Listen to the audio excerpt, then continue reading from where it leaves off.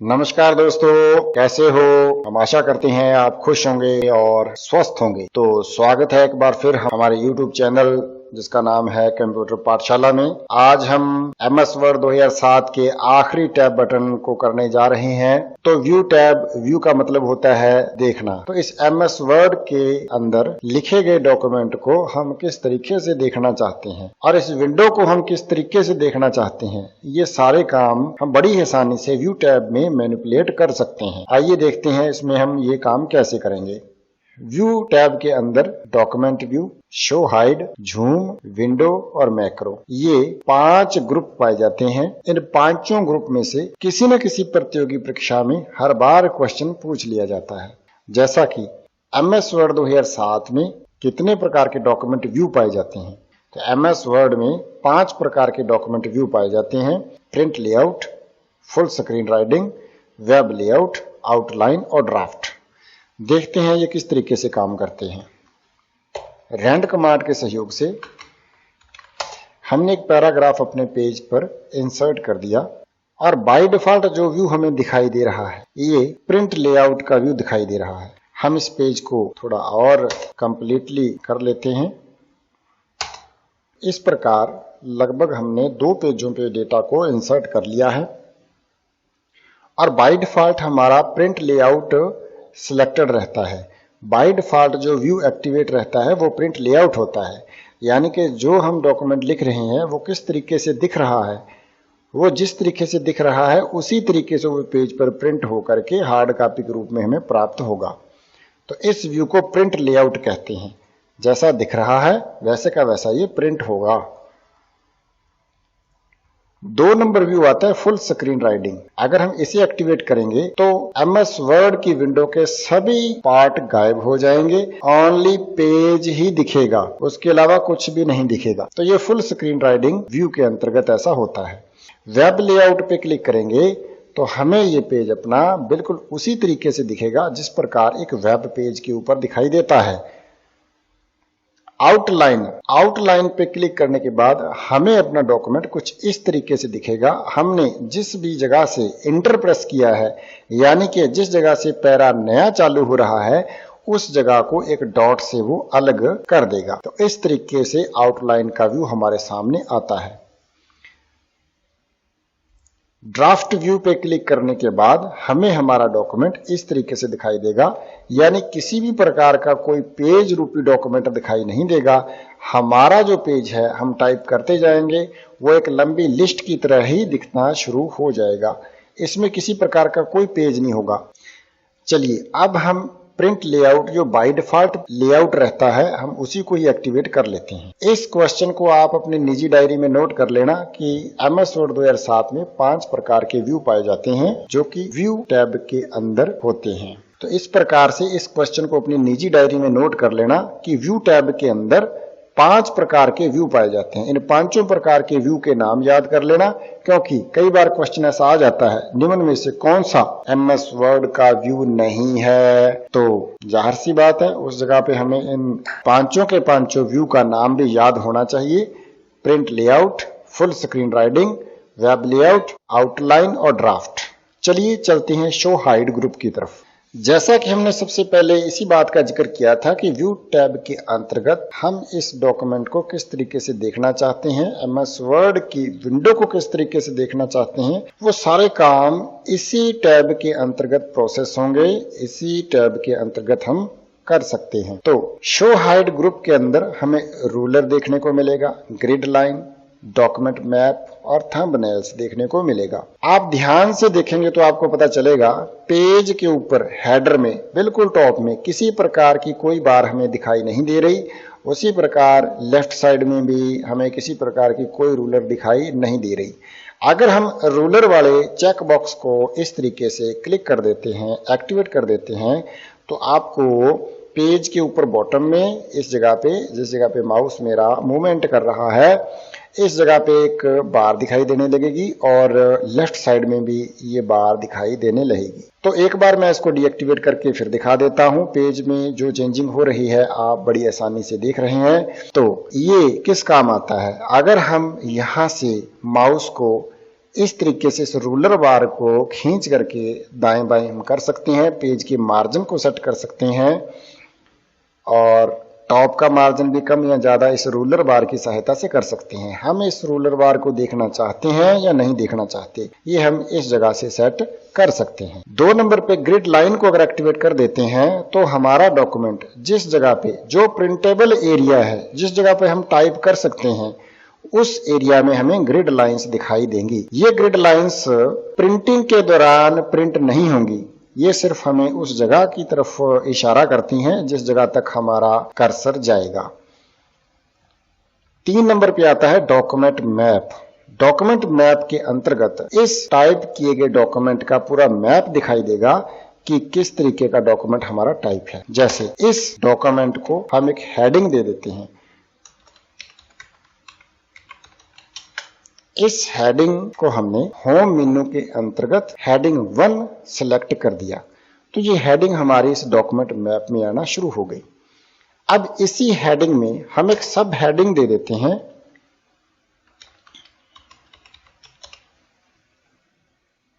अब इस हेडिंग को हमने हेडिंग 2 दे दिया, तो ये हेडिंग जो थंबनेल्स हमारी हेडिंग थी मेन, पैराग्राफ सब हेडिंग के रूप में आ गया। इस जगह पे डॉक्यूमेंट मैप में भी शो होने लगा है, माइनस का निशान आ गया और इस तरीके से प्लस और माइनस करेंगे तो सब हेडिंग जो है हेडिंग्स में ही शो हाइड होना शुरू हो जाएगी। उसी प्रकार हमने इस पैरे को भी एक सब हेडिंग दे देते हैं, इसको भी हमने एक सब हेडिंग दे दी और इस जगह से भी हम एक हेडिंग दे देते हैं।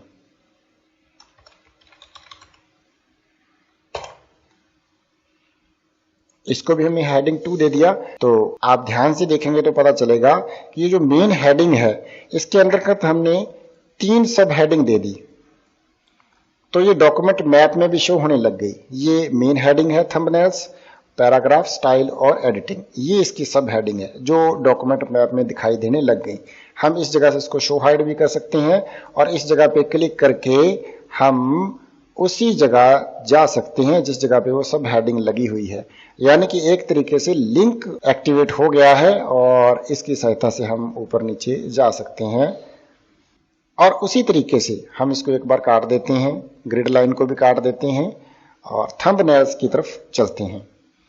अगर हम थंबनेल्स वाले ऑप्शन को एक्टिवेट कर देंगे तो हमारा पेज थंबनेल्स की तरह दिखाई देने लगेगा। देखिए ये पहला पेज है, इसको हम ऊपर नीचे कर रहे हैं, लेकिन ये थंबनेल्स जो कि एक वीडियो चलने से पहले हमें एक पेज दिखाई देता है और जैसे वीडियो डिस्प्ले होने शुरू हो जाती है, प्ले होना शुरू हो जाती है, तो वो पहला पेज गायब हो जाता है। उसी प्रकार जब तक हम इस पेज पर हैं ये थंबनेल्स पहला पेज है उसी को सिलेक्टेड रहेगा।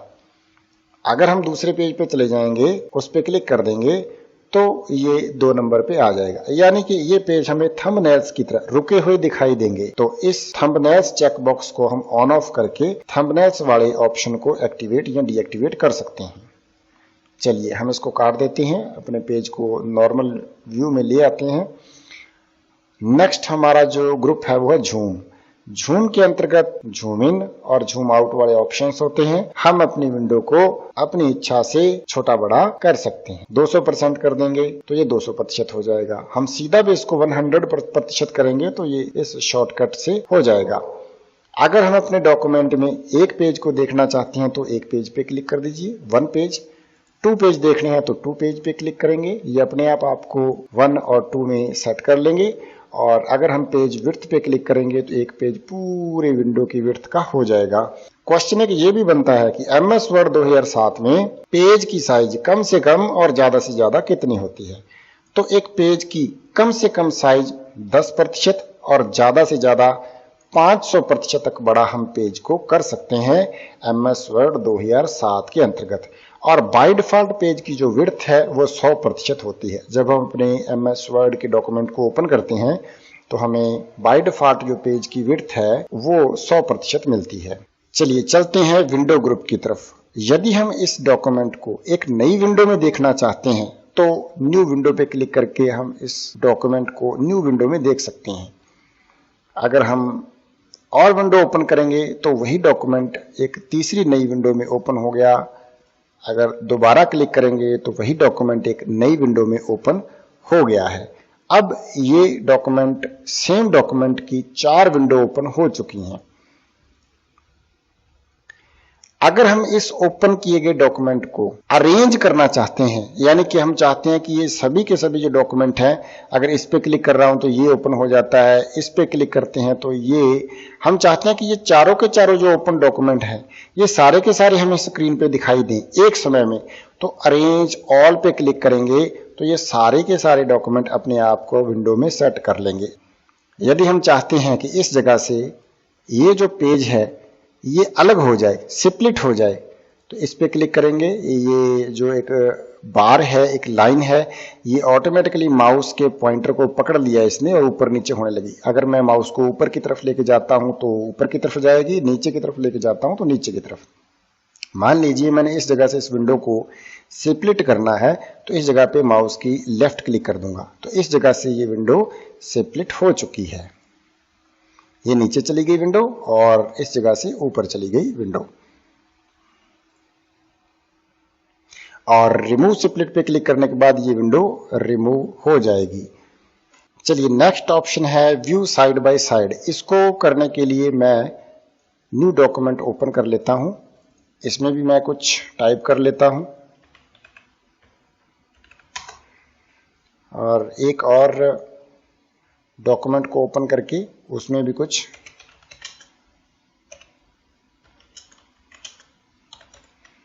टाइप कर लेता हूं। अब ये व्यू साइड बाय साइड जो ऑप्शन है, कमांड है, ये एक्टिवेट होगी क्योंकि अब हमारे 3 डॉक्यूमेंट ओपन हैं और अलग अलग डॉक्यूमेंट ओपन हैं। जो सेम डॉक्यूमेंट थे उनको हमने बंद कर दिया। तो अब यदि मैं view side by side window को सिलेक्ट करता हूं और उसमें से किसी एक को सिलेक्ट करता हूं, वो मेरी विंडो इस तरीके से साइड बाय साइड ओपन हो जाएगी। दोबारा देखिए, इसको मैं मिनिमाइज कर देता हूं और एक विंडो को मैक्सिमाइज कर लेता हूं और मैं चाहता हूं कि ये जो खुली हुई विंडो है उस विंडो के साथ ये देखो, ये डॉक्यूमेंट 3 अभी ओपन है और मैं चाहता हूं डॉक्यूमेंट 3 जो ये डॉक्यूमेंट खुला हुआ है, ये पेज खुला हुआ है, उसके साथ डॉक्यूमेंट 1 का पेज ओपन हो जाए। तो उसको सिलेक्ट करके ओके करूंगा तो ये डॉक्यूमेंट 3 जो पहले से ओपनड डॉक्यूमेंट है उसके साथ डॉक्यूमेंट 1 वाली फाइल ओपन हो चुकी है। लो कैंसिल करके इसको मैं एक बार फिर मिनिमाइज कर देता हूं और इसको फिर बड़ा करने के बाद व्यू साइड बाय साइड पे क्लिक करने के बाद अब मैं इस ओपनड डॉक्यूमेंट के साथ, डॉक्यूमेंट 3 टाइटल बार पे दिखाई दे रहा है, इसके साथ मैं डॉक्यूमेंट 2 को ओपन करना चाहता हूं तो डॉक्यूमेंट 2 को सिलेक्ट करके ओके करूंगा। तो अब इस डॉक्यूमेंट 3 के साथ डॉक्यूमेंट 2 दिखाई देना शुरू हो जाएगा। तो इस तरीके से हम विंडो को साइड बाय साइड ओपन करके देख सकते हैं। चलिए नेक्स्ट कमांड को समझने के लिए हम व्यू साइड बाय साइड को एक्टिवेट कर लेंगे और एक दूसरा डॉक्यूमेंट भी इसके साथ ओपन कर लेंगे। देखिए मैं एक डॉक्यूमेंट को स्क्रॉल कर रहा हूं, दूसरा डॉक्यूमेंट अपने आप स्क्रॉल हो रहा है इस तरीके से। अब मैं hello how are you page पे हूं और इस पे स्क्रॉल करता हूं तो दूसरा पेज भी अपने आप स्क्रॉल हो रहा है। अब मैं डॉक्यूमेंट 2 पे आ गया, इस जगह पे माउस कर्सर ले आया, इसको स्क्रॉल करता हूं तो डॉक्यूमेंट 3 वाला जो है वो अपने आप स्क्रॉल हो रहा है। अगर हम चाहते हैं कि ये एक साथ स्क्रॉल ना हो तो view side by side option के नीचे जो एक बटन है उसको डीएक्टिवेट कर देंगे। इसको डीएक्टिवेट करते ही हम जिस डॉक्यूमेंट पे कर्सर लेके आएंगे और स्क्रॉलिंग करेंगे वही स्क्रॉल होगा, दूसरा डॉक्यूमेंट स्क्रॉल नहीं होगा। नेक्स्ट ऑप्शन को समझने के लिए हम इस दोनों विंडो जो साइड बाय साइड अपने आप को व्यवस्थित कर रही हैं, इनमें से किसी एक विंडो को ऐसे मैक्सिमाइज कर देंगे। और नेक्स्ट ऑप्शन है रीसेट विंडो पोजीशन, इस पे क्लिक करेंगे तो अपनी पोजीशन को रीसेट कर लेंगे, ये उसी लेआउट में आ जाएंगे जिस लेआउट में ये पहले से थी। चलिए इसको मैं एक बार फिर बड़ा कर लेता हूं, मैक्सिमाइज, और रीसेट विंडो पोजीशन पे क्लिक करते ही ये अपने आप को दोबारा रीसेट कर लेंगे। पहले वाली विंडो को बड़ा कर लिया और रीसेट विंडो पोजीशन पे क्लिक करते ही ये अपने आप को दोबारा रीसेट कर लेंगे। चलिए आगे वाले ऑप्शन को समझने के लिए हम एक विंडो को मिनिमाइज कर लेते हैं और एक को पूरी तरह से मैक्सिमाइज कर लेते हैं। तो करंट में हमारे डॉक्यूमेंट 3 ओपनड हैं, हम किसे स्क्रीन पर आगे लाना चाहते हैं उसी को क्लिक करेंगे और वो स्क्रीन हमारे विंडो पे आ चुकी है। 2 नंबर को क्लिक करेंगे तो ये 2 नंबर स्क्रीन हमारे सामने आ चुकी है। व्यू में जाके स्विच विंडो, ये 3 डॉक्यूमेंट करंट में हमारे ओपन है। हम किस विंडो को देखना चाहते हैं उसी पे क्लिक कर देंगे, वो विंडो हमारे सामने ओपन हो जाएगी और ये काम हम इस जगह से भी कर सकते हैं। जिस भी पेज को सिलेक्ट करेंगे, जिस भी डॉक्यूमेंट को सिलेक्ट करेंगे, वो डॉक्यूमेंट हमारे सामने ओपन हो जाएगा। स्विच विंडो से यही काम आप व्यू टैब के अंदर से कर सकते हैं। चलिए, व्यू टैब की सबसे लास्ट कमांड और बहुत ही इंपॉर्टेंट कमांड मैक्रो है। इसको करने के लिए हम बाकी डॉक्यूमेंट्स को बंद कर लेते हैं और सिर्फ एक ही डॉक्यूमेंट को ओपन रखेंगे। हमने उन डॉक्यूमेंट्स को सेव नहीं किया, बंद कर दिया और एक डॉक्यूमेंट को ही ओपन कर रखा है। चलिए, मैक्रो को समझने से पहले मैं आपको एक थोड़ा सा उदाहरण देके बताता हूं कि मैक्रो की जरूरत क्यों पड़ती है। यदि मुझे कुछ कमांडें, कुछ अक्षर या कुछ पैराग्राफ या कुछ लाइन बार बार लिखने की जरूरत पड़ रही है, तो क्या मैं उनको कॉपी करके रख सकता हूं? नहीं, कॉपी तो एक बार में एक ही करके रख सकते हैं, एक से ज्यादा नहीं। जैसे हम नेक्स्ट कॉपी को करते हैं तो पहले वाली कॉपी ड्रॉप हो जाती है। जैसे मैंने थंबनेल्स को कॉपी किया और इस जगह पे पेस्ट कर देता हूं थंबनेल्स को। अब मैंने पैराग्राफ को कॉपी किया तो पैराग्राफ को इस जगह पे पेस्ट कर देता हूं। अब थंबनेल्स को दोबारा कॉपी करना पड़ेगा क्योंकि कॉपी तो लास्ट ही रहेगी। अगर मैं पेस्ट करूंगा तो पैराग्राफ ही पेस्ट होगा, थंबनेल्स नहीं होगा, क्योंकि थंबनेल्स के बाद मैंने पैराग्राफ को कॉपी कर लिया था। अब दोबारा थंबनेल्स को अगर पेस्ट करना है तो कॉपी करना पड़ेगा दोबारा। इसी समस्या से छुटकारा पाने के लिए मैक्रो एक जबरदस्त कमांड है। चलिए, मैं इसको बेहतर तरीके से समझाने के लिए फॉन्ट हिंदी सेलेक्ट कर लेता हूं। यदि हम पेपर टाइप कर रहे हैं बहुविकल्पीय, तो हमें बार बार क्या लिखने की जरूरत पड़ रही है? ए, बै, सै, दै, ऐसे ऑप्शन बनाने की जरूरत पड़ती है। जैसे अल्ट दबा करके 0188 ब्रैकेट स्टार्ट हुआ, जैसे अल्ट के साथ 0189, तो ये एक ब्रैकेट की शॉर्टकट। अब इसमें मैंने लिखा ए। अब ए का मैंने ऑप्शन लिख दिए। उसी प्रकार बै लिखने के लिए अल्ट 0188 बै टाइप करेंगे, अल्ट 0189। उसी प्रकार सै और उसी प्रकार दै, ये बार बार लिखने की जरूरत पड़ेगी। चलो, मैं वीडियो को पॉज करके एक बार इसको लिख लेता हूं। अब इस प्रकार यदि हमने पूरे पेपर में 50 क्वेश्चन टाइप करने हैं तो कितनी प्रकार ए, बै, सै, दै लिखना पड़ेगा, बार बार लिखना पड़ेगा। तो हम इसको मैक्रो की सहायता से कैसे करेंगे? मैक्रो में जाके रिकॉर्ड मैक्रो पे क्लिक करेंगे और रिकॉर्ड मैक्रो पे क्लिक करने के बाद ये एक डायलॉग बॉक्स ओपन होगा। इसमें से हम कीबोर्ड को सिलेक्ट करेंगे, प्रेस न्यू शॉर्टकट की। हम इस जगह पे ऐसी शॉर्टकट की बनाएंगे जो कि पहले से किसी भी आइटम की शॉर्टकट नहीं हो। ध्यान रखना है कि ऐसी शॉर्टकट की ही बनाएंगे जो पहले से किसी काम के लिए शॉर्टकट की निर्धारित नहीं हुई हो। जैसे आपने कंट्रोल सी बना दिया तो ये तो कॉपी के लिए निर्धारित है, तो ऐसी आपने शॉर्टकट की से बचना है। तो हम यहाँ पे Alt+1 दबा के एक शॉर्टकट की बना देंगे और याद रखेंगे कि हमने Alt+1 शॉर्टकट की बनाई है और असाइन पे क्लिक करेंगे और क्लोज कर देंगे। अब देखो, कर्सर के साथ एक रील का निशान आना शुरू हो गया, एक कैसेट का निशान आना शुरू हो गया। यानी कि अब हम जो भी लिखेंगे वो हमारा रिकॉर्ड होना शुरू हो गया। यानी कि हम जो भी लिखेंगे वो रिकॉर्ड होगा। Alt 0188 Alt 0189, इसका साइज बड़ा कर लेते हैं। तो इस प्रकार हमने ए को रिकॉर्ड कर लिया और व्यू मेनू के अंतर्गत स्टॉप रिकॉर्डिंग पे क्लिक करेंगे। इस प्रकार हमने ए को रिकॉर्ड कर दिया। अब हमें जब भी ए की दोबारा जरूरत पड़ेगी तो हम कीबोर्ड से Alt+1 दबाएंगे तो ए आ जाएगा, Alt+1 दबाएंगे आ जाएगा, Alt+1 दबाएंगे तो आ जाएगा। इस तरीके से हम ए को बार बार टाइप करने से बच सकते हैं। अब हम नेक्स्ट को रिकॉर्ड करके देखते हैं। रिकॉर्ड मैक्रो पे क्लिक करेंगे, कीबोर्ड को सिलेक्ट करेंगे। अब प्रेस न्यू शॉर्टकट की Alt+2 दबा के असाइन पे क्लिक करेंगे और इस विंडो को क्लोज कर देंगे। ये जो कर्सर है इसके साथ कैश का निशान आना शुरू हो गया। इट मीन्स रिकॉर्डिंग चालू। Alt 0188 Alt 0189 मैक्रो पे जाके स्टॉप रिकॉर्डिंग पे क्लिक कर देंगे। यानी कि अब बै भी रिकॉर्ड हो गया। अब डे को दोबारा हमें किसी जगह पे लिखना है, ऑप्शन को Alt 2 दबाएंगे वो आ जाएगा। ए को लिखना है तो Alt 1 दबाएंगे, अगर बे को लिखना है तो Alt 2 दबा देंगे, ए को लिखना है Alt 1 दबा देंगे, बे को लिखना है Alt 2 दबा देंगे। तो इस तरीके से हमने इस मैक्रो को रिकॉर्ड कर लिया है। साइज इस जगह से सेट कर सकते हैं जो कि आपने पहले से सीख लिया है। चलिए एक ऑप्शन और रिकॉर्ड करके देखते हैं। मैक्रो में जाएंगे, रिकॉर्ड मैक्रो पे क्लिक करेंगे, कीबोर्ड पे क्लिक करेंगे। अब नेक्स्ट जो शॉर्टकट है Alt+3 दबा देंगे, असाइन पे क्लिक करेंगे और इस विंडो को क्लोज कर देंगे। ये कर्सर कैस्ट के निशान में आ गया है, इट मीन्स रिकॉर्डिंग चालू हो गई है। Alt 0188, Alt 0189 मैक्रो पे जाएंगे, स्टॉप मैक्रो पे क्लिक करेंगे। अब हमारा सह भी रिकॉर्ड हो चुका है। Alt+3 दबाने से सह आ जाएगा, Alt+1 दबाने से ए, Alt+2 बे, Alt+3 सह। तो इस प्रकार से आपने 3 मैक्रोज बना ली हैं। आप कितनी भी मैक्रोज बना के रिकॉर्ड कर सकते हैं। अब तक हमने जितनी भी मैक्रो रिकॉर्ड कर ली हैं उन्हें देखने के लिए मैक्रो पे जाएंगे, व्यू मैक्रो पे क्लिक करेंगे। ये डायलॉग बॉक्स ओपन होगा, इसमें हमें तीनों मैक्रो दिखाई देंगी। हम इस जगह से भी मैक्रो को रन कर सकते हैं, एडिट, क्रिएट और डिलीट कर सकते हैं।